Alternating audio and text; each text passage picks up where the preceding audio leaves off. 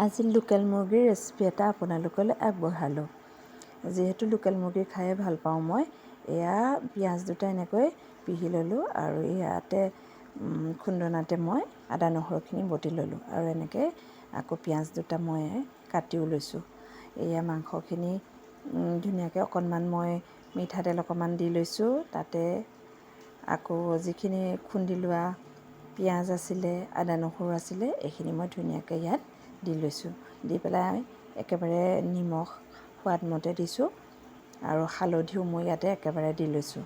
তাৰপিছত যিখিনি মছলা ব্যৱহাৰ কৰিছোঁ এইখিনি অন্য নহয়, এইফালে জিৰা মছলা দিছোঁ আৰু মিট মছলাও গুড়ি অকণমান দিছোঁ আৰু ধনিয়া গুড়া অকণমান ইয়াত মই দি পেলাই এয়া ধুনীয়াকৈ মই মঠি পেলাইছোঁ।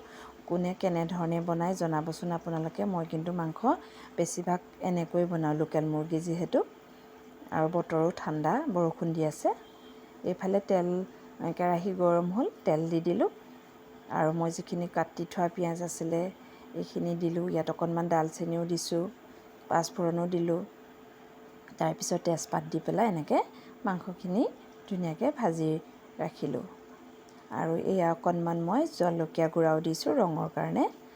জলকীয়া বেছি দিয়া নাই, এটুকুৰা দিছোঁ, তথাপিতো এইটো ৰঙৰ কাৰণে দিছোঁ।